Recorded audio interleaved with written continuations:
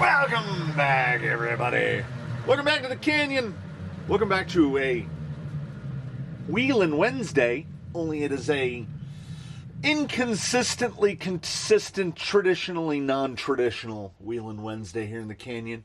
You know, we are creatures of habit and consistency, but at the same time, we maintain within us the ability to lie to ourselves that what we are doing is the same thing, that it's all the same thing. Because there was a time in my life where the spirit of consistency struck me so deeply that I rode a bicycle virtually every day for 6 straight years. Rain, shine, wind, whether I felt like doing it or not, I would find excuses not to go things so that I could ride the bike. I would take my bike on vacation with me. You know, it was that. Some might say obsessive, but we don't use that kind of negative talk around here. So, Wheelin Wednesday. We are approaching 70-ish weeks. I think this might be right around week 70 of Wheelin Wednesday. And you know what? I got up this morning and I didn't feel like spinning the wheels. So the wheels are going to take the day off because I had something else that I felt like doing. And I think it qualifies. This is a little bit more of a slice of life, a little bit more of the inside, the behind the scenes, if you will. If this camera could see through the wall and see through approving vault boy there, you would be able to see the lathe, which is filthed because I am already in process of making the gates for course 4. The gates for course 3 look like this. Like an angry little collection of mushrooms. John Deere, the John Deere green in the farm and implement paint. So these should hold up pretty well to the outdoors. I've begun on my process, as I had mentioned, to make little houses for the balls. They have been very crudely numbered using this because I searched far and wide for some sort of water slide decal or dry transfer decal so that I could get some proper looking numbers on these. And then I gave up and I took a Sharpie Pro, not to be confused with I went to the Lowe's. And do you ever have to just buy something because you're like, look, that's a my size marker. What are you using this? Whoo, I can smell it already. What are you using this for? I don't even care. I mean, that's, whoo, wow. So, what you're going to do is you're going to come outside. I've got this stuff. I've got more stuff. There's stuff waiting out there.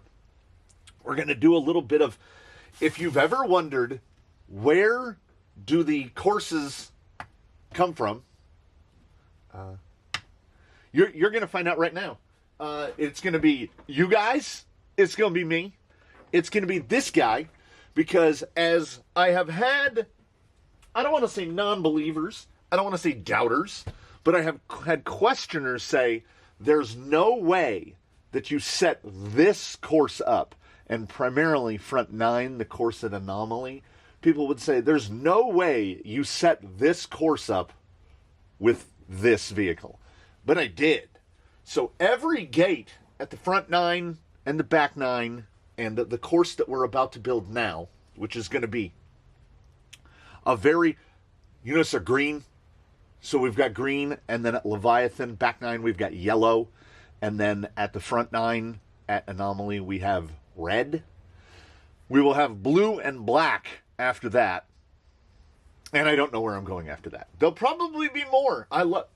I didn't know how I would feel about the permanent course. And now that the permanent course is there, I love it. Because you don't have to worry about knocking the markers out of the way. If you can, you should. You know, set yourself up just 2 or 3 gates. And you could do semi-permanent so that they stay in that place. You get used to driving that line. And still now, you've seen me go through gates 8 and 9, and I still can't figure it out. So these are green. So this is designed to be basically like a class 1 course is the idea. So less side hill stuff. We're going to see if we can get some breakover stuff in. I know exactly where these are going down-ish. I don't know the exact gate positions, but I know where the course, where green is going to go. I know where it's going to start, and I have an idea of where I want it to finish. So baseline is going to come with you and I, and we're going to go out, and we will show you the very super scientific method that we use to plot out a crawler course here at the canyon. So if I have one goal here on the day, it's to finish this course. If I have a sub goal below that, it's to make the edit not an absolute screaming nightmare, because we're going to be going from handheld to regular. We're going to be bouncing back and forth between camera to camera. Ordinarily, I just come out here and I do this, right? This is, of course, Oblivion here before you, and Oblivion extends all the way over there until it meets Leviathan at that point. Oblivion does indeed encompass everything that's under the tree, but we are going to make an effort. I don't know how accurate that effort will end up being, but we want to start. I want to start right in here, and the goal is to go all the way across and in through Leviathan and basically end over where the bridge is.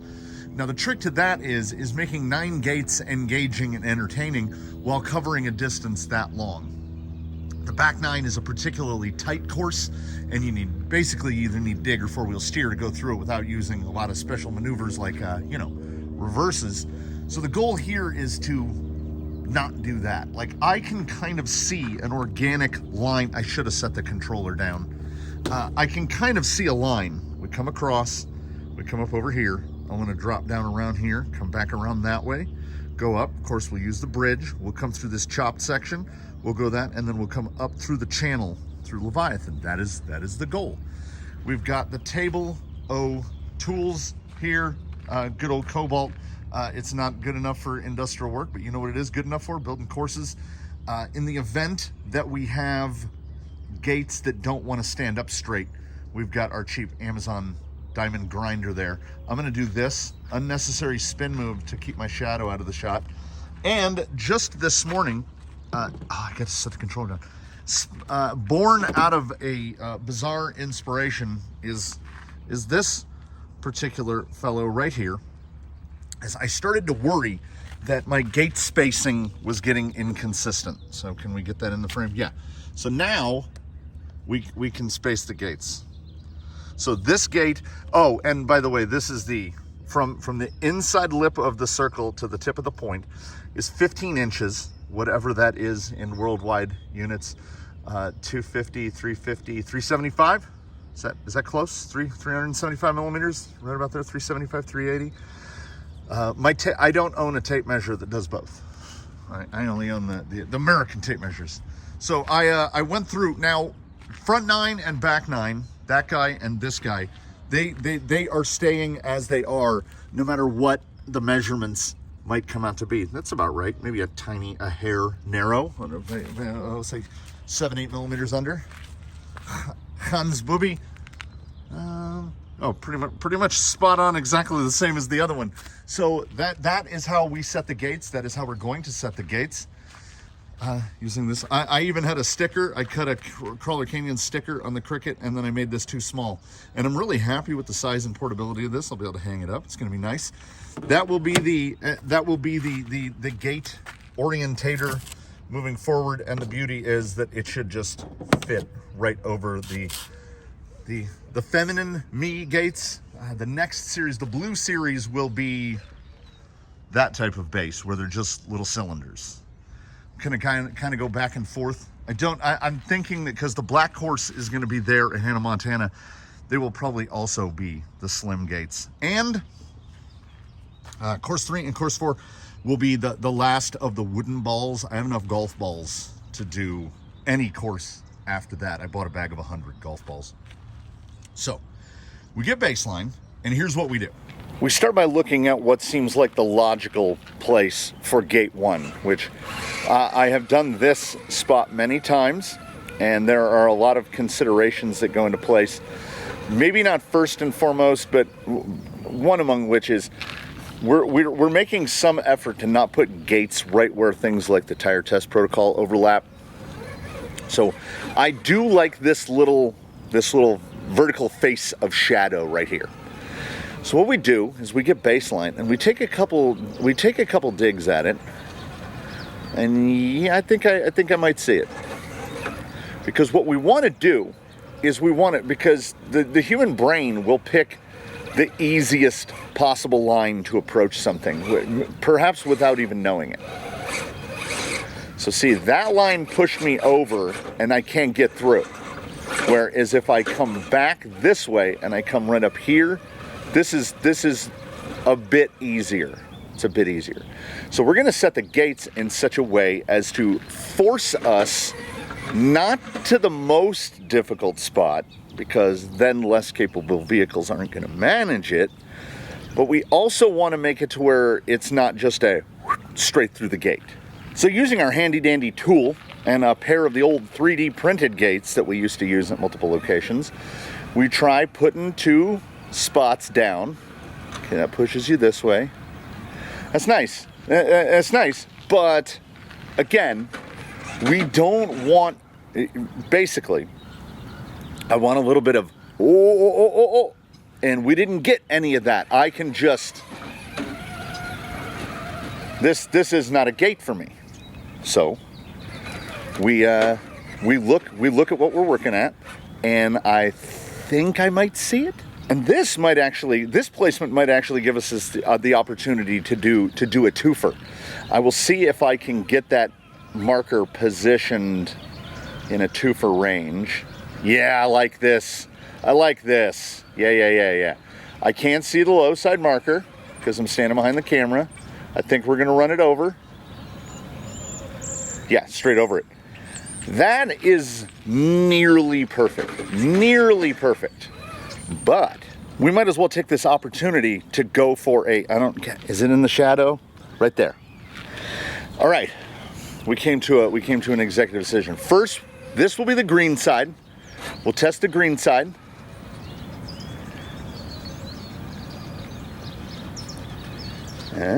Oh.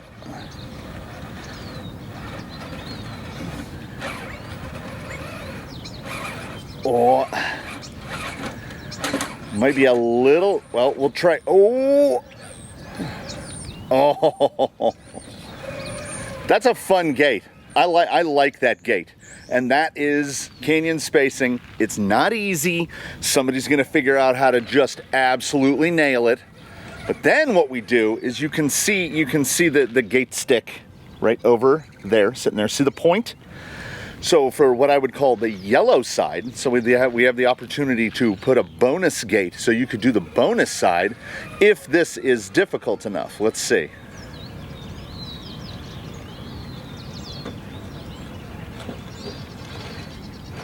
This one's a little narrower. Oh yeah, that's problematic.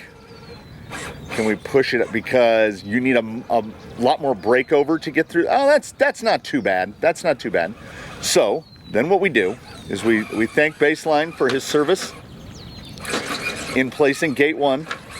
This isn't just hacking out a frame. This is actually thinking about where gate 2 is going to go. But now we've got the spots. So we tuck in tight here, we grab the necessary bits. We know the absolute position of the center marker, that center frame marker. So what we're gonna do is we're gonna put down some green, and I'm gonna put on my ear goggles. We're gonna use rotary hammer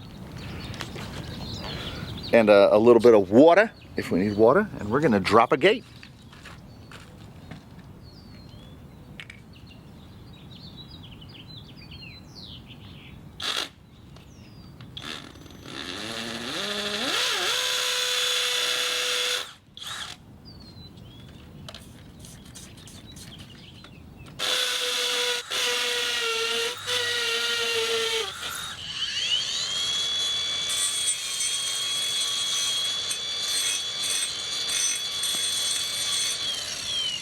There's a reason that we definitely rock the ear goggles for that. That is awful, is what that is. That is awful.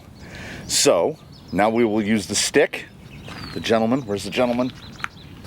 We will use the stick. We will set the right hand gate, And then I will drill a hole for a holder, a keeper for the yellow side. Like that would be like a bonus gate, like a -1 point or something. And then we figure out where gate 2 is going to go. So now that I have committed completely, 3 holes drilled, 2 gates in, 2 gate markers in.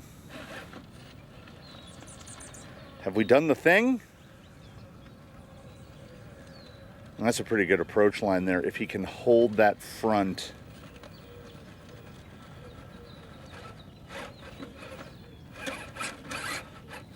Got to get more over it.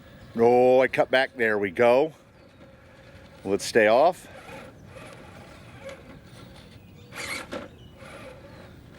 Don't want to swing that rear around too much. We'll bump. Still not out of it. Now we're out of it. I'm good with that. I'm good with that. There are some rigs that will absolutely breeze that, but it wants you. By you, I mean we, I mean us, I mean thee.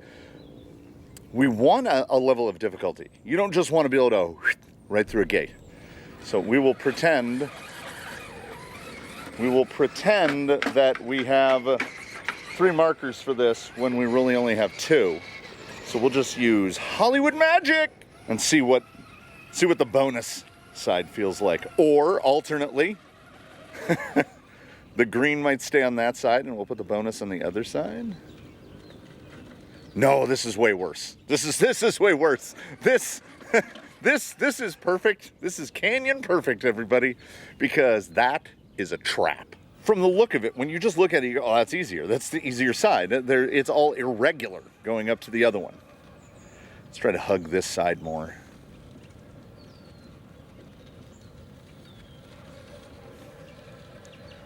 Oh, yeah.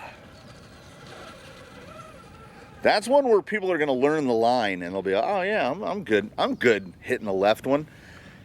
If you get a tire, let's see if I can reverse through it and not knock anybody off.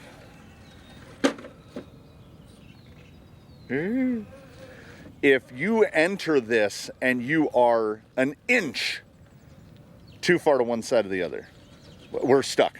We're stuck already. And it's off. That is a trap. The other one you can do clean if you modulate your throttle and you do it right. The other side will just, we're here to make you regret your decisions. So I have to make another base for that. I think I have an extra yellow base we can put on that one. Yeah, this is way worse. You have to get this just perfect. And if you don't, you're done. All right, so we acknowledge that we can't get too tight on the gate placement. So don't think that I haven't noticed that nearly every gate at front 9 incorporates some side hill element. So the goal on this course, on the green course, is we're just gonna get in the. We're just gonna try to element. We're gonna try to introduce a breakover element. Now the temptation is to not have a gate in this section because this is part of the test for the tire test protocol. But I think here's what I want to see. Okay, that drop off of that ledge, it does kind of funnel to the driver's side. He wanted to reset all the way to the bottom. Okay, come up through there. So we're on the line to have cleared gate 1. And there's a real hacky section here. Okay. Breakover is not okay. Used a little too much sauce there. All right, we come across here. So what I'm thinking for right here is, no, I don't like that. I don't like that. Okay, what if we come up? So we got to figure out that method there. And if we come down here, I want it, I want to flow. to it. I see the line. I don't want to take a side hill approach through right here, because I feel like that's an instance where we're using way too much steer angle. So if you're a TRX4 or a capper axle or something like that, you're not gonna like that. So we want to build it so alternately you clear one and then you come up towards this valley this way. That's iffy, but I think it's too twisty. So we've cleared one, and we're coming across this way. Well, that's a little belly hangy there. I like this.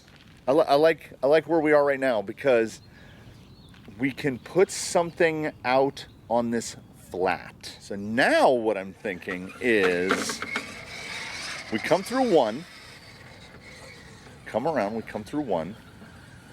So one is very easy without a gate in it. Okay. So we're through one, and now we are forced to come this way. Well, that's kind of nice. So what I'm thinking is something that looks easy, maybe a little farther down. Get to right here. Okay. Do you see where the front tire wants to go? It's like organically, when you come across that top section, the front tire wants to push through right about here. So if we can use the natural terrain. Okay, all right. Can stay in tight there. All right.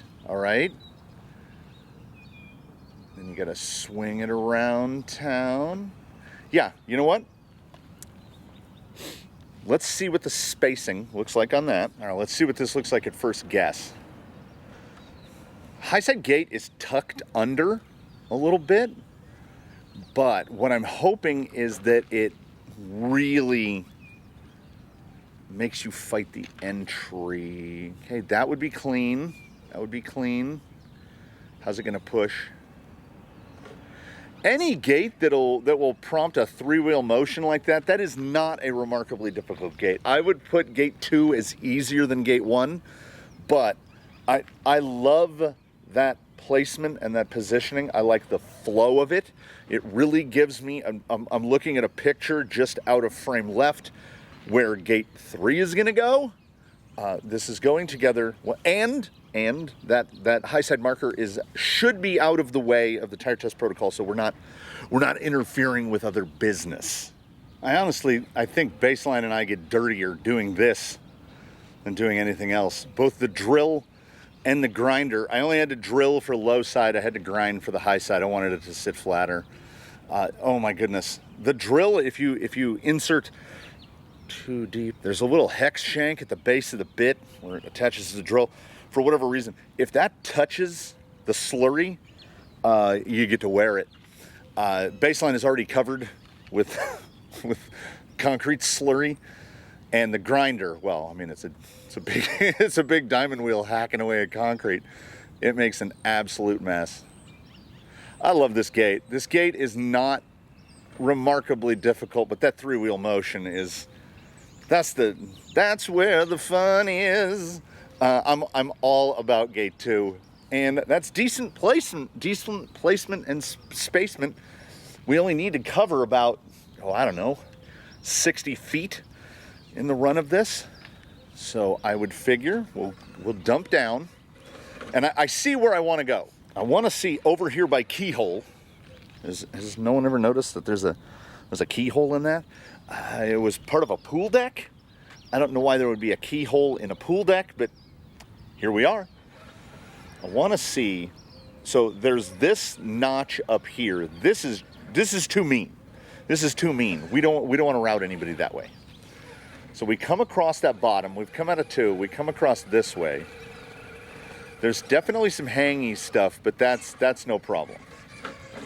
Okay, what if we come across where keyhole is? No, it's just kind of a drive across. We are looking and we are seeking and we are hoping to find. So maybe we drop all the way to the bottom out of 2. Okay, what we found right here, pan down a little bit right there. What we have found right there is a little thing that I like to call between the wheelbase. You see there's a crop and an outcrop and then the keyhole just beside that.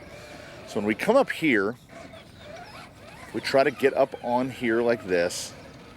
There's that little belly grabber right there. So what we do is we hit that belly grabber and we watch what does it do to the front end. Where are the limits of where the front end wants to swing? Because I think if we just came up this side a little more this way, we could kind of avoid that in between the wheelbase section. Oh, we're into the axle a little bit there. Oh, you know I like a drop back. And now we're fish hooked. So it's a little too grabby, but I think that's an excellent spacement placement for gate 3. So we will look at multiple entries. What if we come across higher towards the keyhole and we get in right there? Very nice. Very nice. So the organic spot, the spot that the terrain wants to push us, is right. Ooh, that's tough, right? Pull that front end, get that front end over.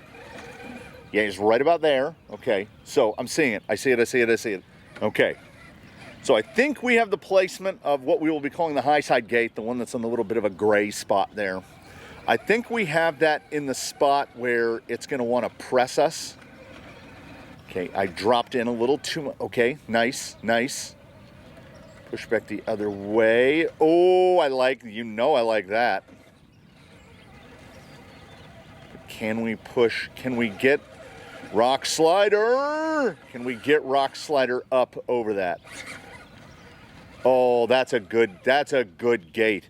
This little hand molded gentleman right here, he really wants to slide you off to that side. That is gate 3 right there. That is no problem because it has multiple entries, multiple exits. You can take different attacks to this, and each one will have a different result depending on what the rig layout and what the rig setup is. Baseline would actually be able to do this a bit easier if he wasn't hampered by having rock sliders. The slider really digs in. His front bumper also really digs in. Mind you, this is the easy course, and to me, this is an easy course. So we'll put in 3. I'm looking right now, and I think I see where I want to put 4. I will give you a little... So here's what we're going to do. Baseline and I got to 3. We'll talk you through 4. Then I'm just going to drop 5 through 9. I'll go through and I'll do it. And then we will unveil together as Baseline attempts a run at the green course, the anomaly Leviathan, the Oblivion Leviathan collision of those two forces, because otherwise it's just me tackling spots for 7 to 10 minutes per time until I get to where I feel like it's organic. So far the flow on this, I love the flow on this. I want it to be kind of snaky and move through, and I want us to get all the way, I want us to basically get to where this course and the back 9 course are basically linked together. So you could run this one and then go directly into the other one. And unfortunately, the exit from course 2 is really far away from course 3. So maybe we're gonna need a backside Oblivion course that brings us all around and attaches this. Wouldn't the dream be just a like 10 9-gate courses all hooked together so you can tackle the 90 or the 99? Oh no, the 99 really has a ring, doesn't it? I should drill some holes. Low side marker at 3 might be my favorite, as there's a hollow underneath it, and the drill just fell through. High side marker at 3, not my favorite. I had to drill and grind. Oh,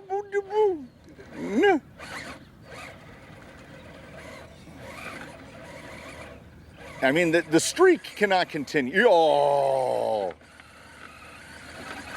Now, there is a bunch of slurry out there. We'll chalk it up to slurry. Oh, the streak of each gate getting to what is to me more fun than the one before it. That we can't. That's not going to continue forever. But I mean, a guy can hope, right? So, got to turn in tight. There's a 2-foot drop off on the other side of that little hook there. So here's what I'm thinking. You have to come down here, and then there'll be enough room out here on the flat, obviously, for you to swing it around town. And then, while not fully side hill, I think I want to have this gate. Well, I'm just watching baseline establish where the run is. So there's the turn in to get onto the bridge. No problem, across the bridge. So where do we want gate 4? It's pretty flat out right here. I don't want to skip the bridge. The bridge needs to be part of this. So we've come through 3. All right, maybe we've come through 3. So we're up here. This is a reasonable approximation of a clear of 3. And then we've got to pull it real tight.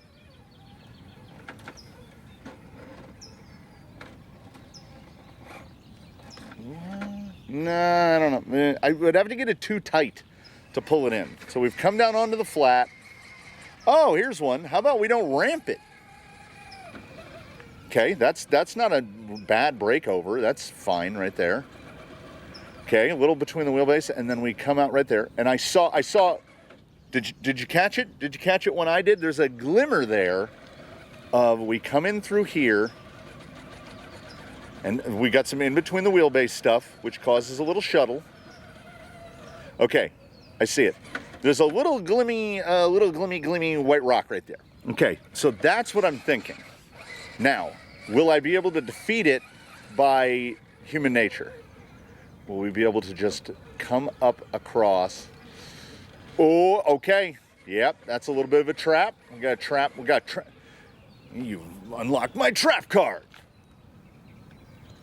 Stay inside, stay inside. Ooh, yeah. Pull back. I like that. I like that. There is well and truly the potential for an angle of attack on that makes that easy. But there's some traps in there. Too far one side, too far the other. This is a good gate, and I honestly think I want to try one more thing on this gate. So if we can get the bumper up over, gonna have to sidle at it a little. There we go. Yeah, see, baseline will figure out a way. Oh, there's a reverse. So again, this is why, at least in 9-ball instances, I am of the same thing. Like on on deadline, reverses don't count. If you want to do the slot canyons, we've started putting markers down on the slots. I'm working on those. Reverses don't count in there. But on these, reverses do have to kind of count. There has to be some kind of penalty because the easier line to shoot up from this bottom side and wrap like that, you can't position tight enough to not need a reverse to get onto the bridge. So, see, making you regret your own decisions. So that is 100% unequivocally gate 4. We come across just a big flat section here. So gate 5 is a question mark for me. I have a mental image of 6, 7, 8, 9. Yeah. We're gonna figure something out. I'm gonna drill some holes. I'm gonna throw down. What do we got? 5 more gates after that one. So we've got 6 gates total. I'm going to drill 12 holes. I'm going to place the gates. We're going to do the same process. This will take me another hour-ish, hour and a half. And I will meet you back at the start so that we can do the whole thing together afresh and anew.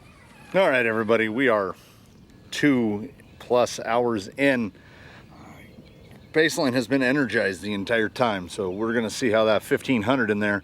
It was at 4 volts when we started. We should be fine. Baseline and I are both exceedingly gritty kitties at this point, after drilling 18 holes. And I think I only had to grind 4 or 5 gate bases, locations for gate bases. So thankfully, I'm just hoping, here's what I'm hoping, is that as this went on and I was left unsupervised, okay, we didn't automatically start getting more difficult. Optimally, I would like to see, here's what I would like to see. That, pretty much. As we were laying them out one gate at a time, it's pretty easy to hit one gate. The brain starts thinking, okay, once I'm through gate 1, here's my line to gate 2. And that's how you end up upside down stuck. So he would already be done on gate 1. He's just done. Like he's pointed out. I don't want him to just, like, there be a section of 4 or 5 gates where we just breeze through. It's supposed to be possible, but challenging. So hopefully we look a little more capable over at 2. I do like 2. I like the layout of 2. Oh, did I get up too high? We'll see if we drop down on the low side here. I do like lifting a tire. Woo! Oh, I love 2. Is 2 my favorite gate? 2? I don't know. I like 3. 2 is pretty great. Now let's see what we look like at the keyhole gate at number 3. Oh, this is not the approach that we had talked about. Not slider. Or baseline was like, I was sandbagging you the whole time. I had the kill shot for 3 in my back pocket, and you fell for it, and you put the gate in that spot. I mean, if that's the if that's the twist and crawl you got to do to get through 3, that's a perfect gate as far as I'm concerned. So there's a couple different tries we could do on 4. There's a good space between 3 and 4. We are gonna go. I'm gonna go what I think is the most doable. Come across right here. You need that to bite up and around, and then you've got a nice pull through it. Again, I am banned from all competition because it's not just that I built it, it's that I have to have driven each gate. I've probably driven each gate line a dozen times before I even drill holes. So I know what's possible. Now this what are Romulus and Remus, the twins? Are those the twins? 5 and 6. Oh, that's not clear on 5 yet. 5 and 6 really have to be treated as almost kind of one gate, because your approach for 5 sets up your approach to 6. And I think I got that front marker at 6 in the absolute perfect place. Oh. That is if you have baseline's amount of steering angle. So I hope you've cast or flipped. And we got to position, and we got to hope to pull up over this brokenness. And we don't know. Like, if I'm not filming, I'm obviously standing and yeah, we took that one down. Possible, but challenging. That's the goal. Now, did I go off the rails at 7? What is it about gate 7? Number 7 at the front 9 is an absolute bear. Number 7 at the back 9 is not too bad. Is number 7 here too much? I don't know. What I do know is that to try to frame it, I'm going to put myself in the worst sighting position possible. There is 7 up there. I don't know if the contrast shows it. That's like 7 inches of vertical, and the gate is kind of in the middle of it.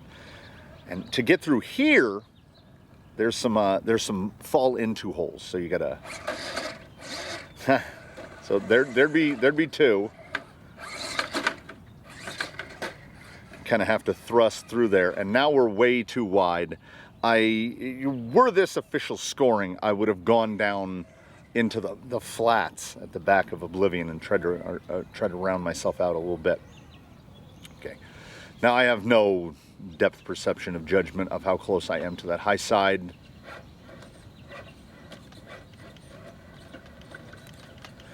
Trying to get the pumpkin over.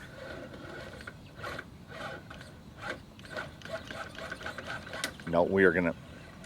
I hope that snap wasn't an actual snap. I hope that was just Lexan or something, because that was we had a snap there. I cannot see. I can't see. Okay, there we go. Now, you got to keep high side tire up high enough to where you don't drag your body across low marker, and then as you get through, it's going to want to push your fender. Okay, steer into it. Oh.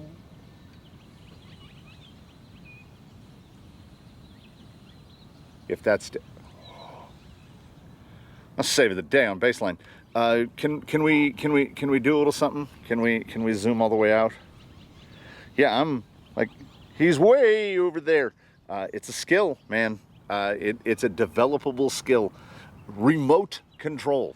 Coming up here into the top at the footpath above Leviathan is a bit of an issue, as the tripod is significantly wider than the path.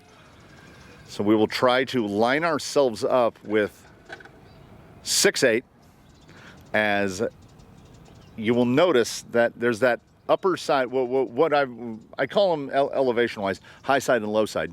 You'll notice the high side marker up there looks somewhat out of place. And that is indeed because gate 8 on the green line is gate 6 at the back 9. That's not confusing. It's not a difficult one, but if you don't turn in early enough, I sampled it a couple times. If you don't turn in early enough, you can't make it. You will belly up. There's a little, you can kind of see the contrast right here. There's just a little section that he would get the combination of his bumper and his slider up against that and then just literally be stuck to where the only way out of it was reverse. And that's fun. So we come across a little top here, and then we have to drop down in, and you got to pick the right spot to drop down into the center of Leviathan, because it's super easy to roll into the bottom of that. I thought about putting 9 as an exit up here onto the path, and then you could just wrap it around. I'm gesturing to stuff that you can't see out of camera. So the thought that I had entertained was having the exit pop up out over that way, and then you could just run around, and gate 1 is just almost barely out of frame. That's 2. I don't even know if you can see the top of the marker for gate 1 is right down there under that bottom 4 back 9. So I thought you could just do a little wraparound, but then I saw this little opportunity to put this up over here at the top.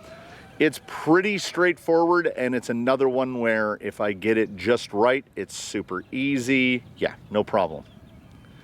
But again, every layout is different, and gate 1 is the easiest one at front 9. So I would consider gate 9 to be the easiest at the green line, is what I've been calling it this time. Green line will, there's some tough stuff in the middle where if you run it just right, there are no problems. And I feel like somebody could pretty easily put a 0 up. Well, maybe not easily, but if you get all of the parts to fall into the right places, I think somebody, I foresee a 0. I foresee a 0 at every course. It's in the capabilities. I was just goofing around with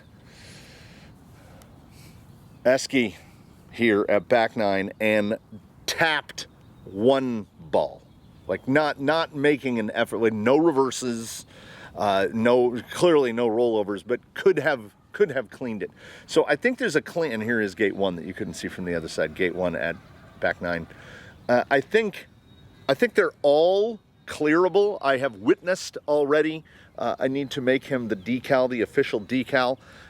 If I remember on Friday, we will talk about the official decal for those who complete any of the 9s without accruing any points. If you get a 0 at the 9, you get a sticker.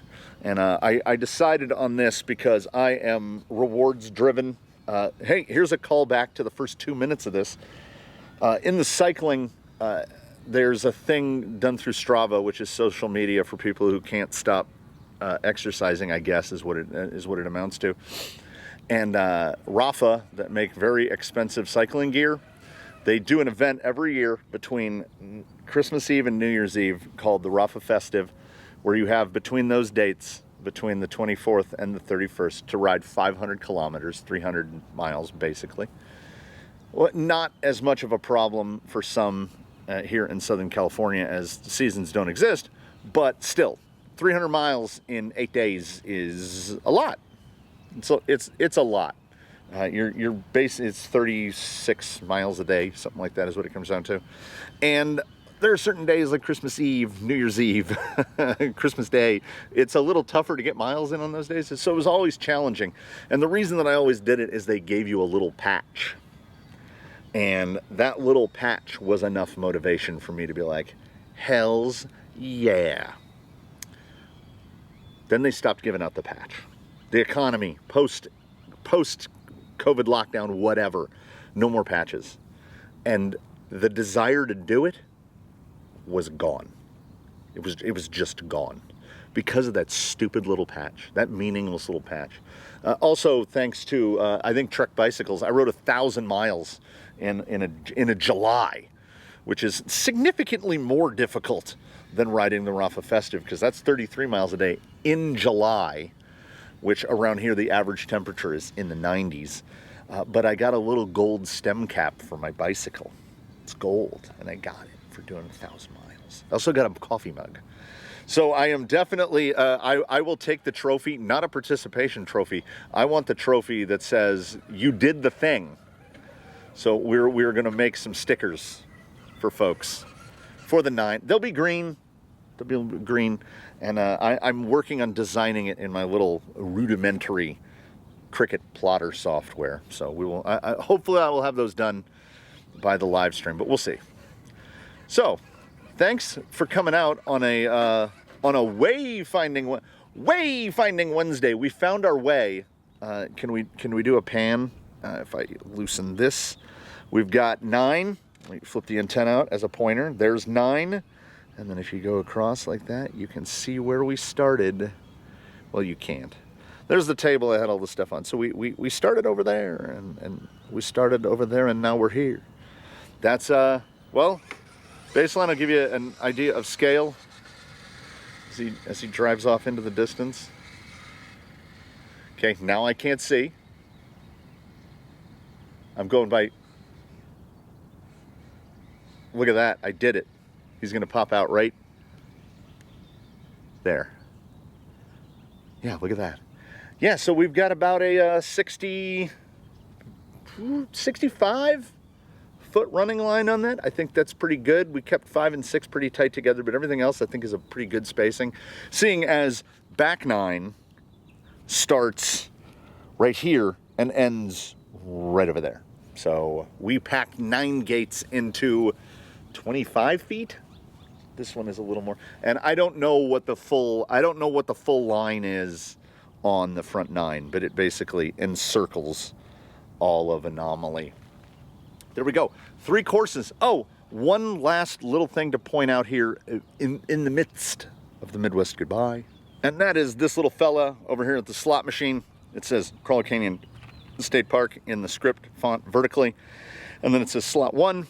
I have the parts and the pieces. I need to get into cutting the vinyl. I have the parts and the pieces to make 8 of them, so we can go up to 8 slots. And pardon me while I zoom out.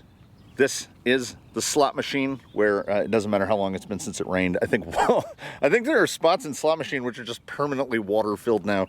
So right up here close to camera, slot 1. The sign is right in the division between slot 3 and slot 2. So you go up 1, you come back 2, you go up 3, you come back 4, you go up and around that way, come around through 5, and then 5 links you in to the final, which comes around here across the bottom. Actually, we're going to do it both ways. There's a canyon here on this side of Monte, Montana, and there's a canyon down here across the bottom. They're both absolutely savage to do it inside the canyons. It is Angry Lexan Noise Theater. I tend to take a little cheater line and I come across this hill up over the side of Monte. But if you don't have a nearly phenomenal amount of group, you get to fall down into the slot and then you're boned. But both of these slots are in the mean category. Slot 5, which you can't see hidden over there, is the meanest. It will pull you into a bucket and it will eat you there. And if you do succeed in getting through that bucket and you get to over here, then you just, there's a little Z shape of stones down there and you just get scissored up down there. So Slot Canyon are what I'm working on next, and then I'm working on the markers for the next. The blue course is going over there, and that's not even mortared in yet. And then the black course is going in here, and I'm going to do the same, a very similar start and finish, just a marker pole like what's here at the slots for deadline over there. It'll just say, just like that one slot one, it'll say deadline, and I'll have one at each end so you know where it starts and where it finishes. It is really green up around here. It is a disgustingly fabulous day. This was one of those where in the edit we're probably going to be looking at, I don't know, 35, 40 minutes. I've been out here for 3 hours, but it was a good day. We built a line, and I'm overall pretty happy with it. I hope y'all are happy with it. I hope you're glad that you came down and visited the canyon today on a Wednesday for Wayfinding Wednesday. And we will get back. We will get back on the wheels. It is very. It doesn't show it.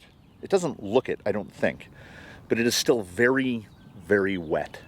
So it's not like a tire test kind of day, but it's a perfect day to build a course, and that's what we did. I look forward to seeing you in whatever we have coming up next. I invite you one and all to do your very best to have a good one, everybody. We'll see you next time from here in the canyon, where we do the things, whatever those things may be. Have a lovely day, everyone. We will see you next time here from the canyon.